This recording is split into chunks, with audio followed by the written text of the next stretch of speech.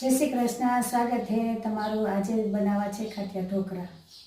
Video अनुसार ज આવી રીતે નાખી અને બેટર તૈયાર કરી લેવાનો। નાથો લેવા મૂકી દેવાનો। નાથો આવી જાય એટલે લીલું લસણ, કોથમરી, મરચું નાખી અને ખાંડ નાખીને આવી રીતે બેટર તૈયાર કરી લેવાનું।